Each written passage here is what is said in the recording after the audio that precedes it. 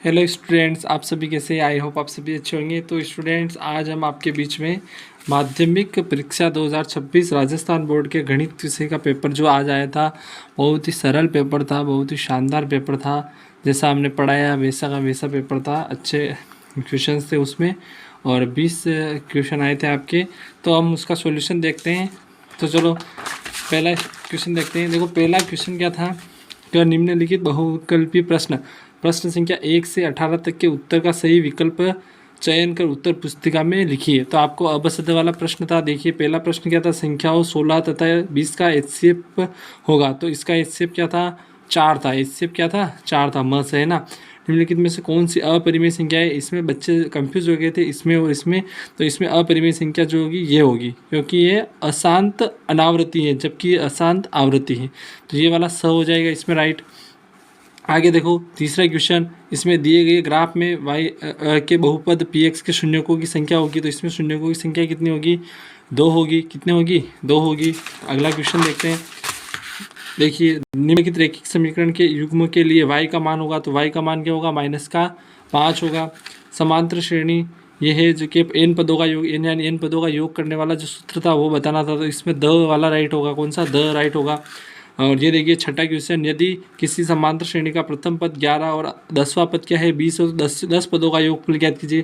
तो इसमें वो सूत्र लगेगा SN बराबर n/2 कोष्टक A प्लस AN या L वाला। तो इसमें ब वाला राइट है, 155 राइट है।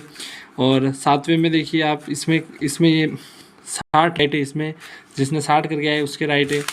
उसके बाद आठवां देखिए, आठवें में अपने द राइट है।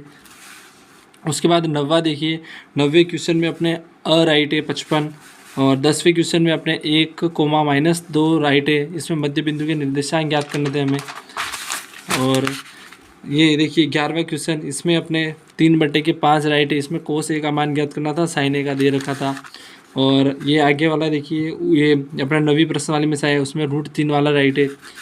और ये अपना आ गया 13वां क्वेश्चन। इसमें देखिए, इसमें 100 सेंटीमीटर स्क्वायर जिसके 100 सेंटीमीटर स्क्वायर वो राइट है। और ये देखिए 14 आर त्रिज्या वाले एक ठोस गोले का संपूर्ण पृष्ठीय क्षेत्रफल क्या था। इसमें देखिए डायरेक्ट क्या था, सूत्र पूछा था। तो संपूर्ण पृष्ठीय क्षेत्रफल क्या होता है, 4/3 पाई आर क्यूब होता है या 4/3 पाई आर स्क्वायर होता है। 4 पाई आर स्क्वायर क्या होगा, 4 पाई आर स्क्वायर, क्योंकि हमें संपूर्ण पृष्ठीय क्षेत्रफल पूछा है, न कि आयतन पूछा है। आयतन होता तो 4/3 पाई आर क्यूब होता है ना। और बाकी तो ये तो क्या आयतन, हमें संपूर्ण पृष्ठीय 4 पाई आर स्क्वायर होगा इसका। अब ये देखिए 15वां क्वेश्चन, 1 सेंटीमीटर भुजा वाले घन का संपूर्ण पृष्ठीय क्षेत्रफल क्या होगा। अब घन की भुजा दे रखी है 1 सेंटीमीटर और इसका संपूर्ण पृष्ठीय क्षेत्रफल का सूत्र क्या था, 6a स्क्वायर। और हमें क्या पूछा है, क्षेत्रफल पूछा है। तो क्षेत्रफल क्या होता है, स्क्वायर में होता है, क्षेत्रफल की वर्ग इकाई में होता है। तो इसका आंसर ये होगा 6 सेंटीमीटर स्क्वायर। बहुत सारे बच्चे ये करके आगे तो उनके गलत होगा। इसमें 6 सेंटीमीटर स्क्वायर वाला राइट होगा। अगला क्वेश्चन देखिए 16वें नंबर का, बारंबारता बंटवारा का बहुलक ज्ञात कीजिए। बहुलक ज्ञात करने के लिए हमें क्या देखना होता है, बारंबारता में सबसे बड़ी कौन सी थी, 16 थी। 16 के जस्ट सामने क्या है, 6 है। तो इसमें 6 हो जाएगा। और निम्न बंटन के मध्यक वर्ग की निम्न सीमा क्या होगी, तो इसकी निम्न सीमा क्या होगी, 20 होगी। क्या होगी, 20, यानी कि इसमें ये वाला सी वाला राइट है, सी राइट है 20। और इसके 16 एक सिक्के में एक उछाल में जीत आने की प्रायिकता क्या होगी, तो 1/2 होगी। क्या है, अनुकूल स्थितियाँ प्रतिकूल स्थितियों से। और उसके बाद रिक्त स्थान वाले भी अभी इस वीडियो में देख लेते हैं, उसके बाद अगले वीडियो में देखेंगे। द्विघात समीकरण x² + bx + c के 2 चरों बराबर वास्तविक मूल होते हैं यदि क्या हो, b² - 4ac का मान क्या हो, 0 हो, तब होता है ऐसा। समांतर श्रेणी के लिए nवां पद ज्ञात करने का सूत्र क्या होता है, an बराबर a + n - 1 × d होता है। उसके बाद देखिए अगला, 2 समरूप त्रिभुजों की संगत भुजाएं क्या होती है, समानुपाती होती है। ये थेल्स प्रमेय से पूछ लिया आपने। ये अगला देखिए, एक वृत्त के किसी बिंदु पर स्पर्श रेखा स्पर्श बिंदु से जाने वाली त्रिज्या की क्या होती है, लंबवत होती है। उसके बाद ये cosec square 60 degree - coat square 60 degree का हमें मान ज्ञात करना था। इसका मान कितना होता है, 1 होता है। और असंभव घटना, किसी भी असंभव घटना की प्रायिकता कितनी होती है, तो 0 होती है। तो ये हम अपने क्या हो गए, यहाँ तक हो गए। उसके बाद अपन एक एक नंबर वाले क्वेश्चन भी देख ही लेते हैं इसी वीडियो में। तीसरा प्रश्न देखो, संख्या 4n पर विचार कीजिए जहां n एक क्या है, प्राकृत संख्या है। क्या n का कोई ऐसा मान है जिसके लिए 4n अंक 0 पर समाप्त होता है। हमने ये पढ़ा था पहली प्रश्नावली में कि नहीं, ऐसी कोई संख्या नहीं है n, क्योंकि n कैसी संख्या है, प्राकृत संख्या है। और प्राकृत संख्या कहाँ से शुरू होती है, 1 से शुरू होती है और अनंत तक जाती है। तो यहाँ पे n की घात अगर 1 रखेंगे तो भी 4 ही आएंगे। तो 0 कभी भी नहीं हो सकता है। क्यों नहीं हो सकता है, उसका कारण भी बता दिया हमें आपको। संख्या 144 को अभाज्य गुणन गुणनखंडों के गुणनफल के रूप में व्यक्त कीजिए, तो इसका गुणनखंड ये आएगा 2 की घात 4 इंटू 3 की घात 2, या फिर इसको 2 को 4 बार लिख दो और 3 को 2 बार गुणे में लिख दो। उसके बाद देखिए यदि अल्फा तथा बीटा ये वाला है ना, इसके शून्य को तथा गुणांकों के बीच संबंध ज्ञात कीजिए, तो शून्य को और गुणांकों में बीच सूत्र क्या आता है, अल्फा प्लस बीटा बराबर माइनस का बी बटा ए और अल्फा इंटू बीटा बराबर सी बटा ए, ये राइट है इसमें। अगला देखिए रेखिक समीकरण युग में x प्लस वाई बराबर 5 और x माइनस वाई बराबर 1 का हल ज्ञात कीजिए, तो इसका हल क्या होगा, x का मान 3 आएगा और y का मान कितना आएगा, 2 आएगा।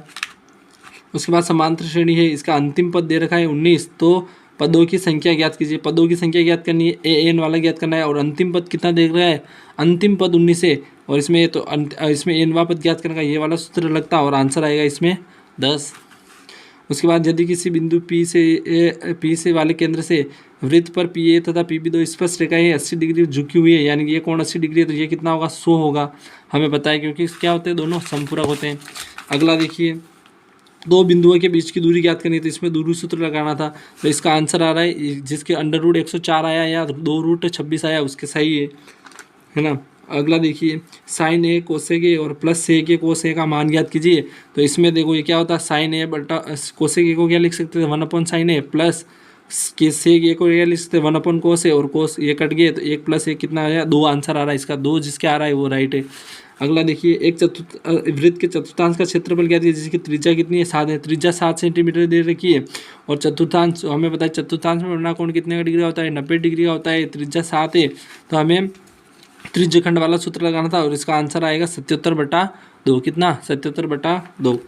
अगला देखिए त्रिज्या 21 सेंटीमीटर वाला वृत्त का एक चाप केंद्र पर 60 डिग्री का कोण अंतरित करता है, चाप की लंबाई क्या है, चाप की लंबाई का सूत्र क्या होता है, पाई आर थीटा बटा 180, पाई का मान 22/7 इंटू 21, तो 21 त्रिज्या हो गई, 60 डिग्री हो गया, और बटे में 180 कटे तो 22 सेंटीमीटर आ रहा होगा, सिर्फ 22 सेंटीमीटर जिसका आ रहा है उसके राइट है।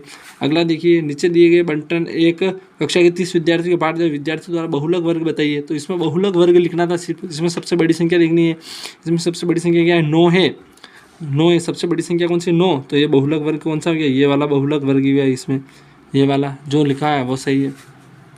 ये अगला देखिए इसी कक्षा के 10 विद्यार्थियों के प्राप्त अंक नीचे दिए गए इन विद्यार्थियों के द्वारा प्राप्त अंक का माध्य ज्ञात कीजिए, तो माध्य का हमारे पास ये फॉर्मूला होता है, देखिए इसमें एक नंबर के कितने बचे, 1 नंबर का ये लास्ट क्वेश्चन है, तो इसको अभी ये भी बता देता हूँ, और अगले वीडियो में बताऊँगा, क्योंकि अभी मैं विद्यालय के अंदर हूँ, तो वहाँ पे हम सबका सोल्यूशन नहीं दे सकते हैं, अभी हाफ टाइम हुआ था, लंच हुआ था, तो उसमें मैंने आपको ये बताया है 1 2 3 4 और 5 है ना। उसके बाद क्या था यहाँ पे 1 2 4 2 और 1, तो इसका गुणा करना था, 1 2 दूनी 4 4 दिया 12 4 दूना 8 5 एकम 5, तो इसका एक तो एफ इसके जोक चाहिए अपने, तो इसको जोड़ो 4 और 1 5 5 और 5 10 10 और 12 22 22 और 8 30 है ना, 8 और 4 13 13 और 24, अच्छा 30, और इसको जोड़ो 2 और 1 3 3 और 4 7 7 और 3 10 10/30, यानी कि इसका आंसर आएगा 3। इसका आंसर कितना आ रहा है, 3।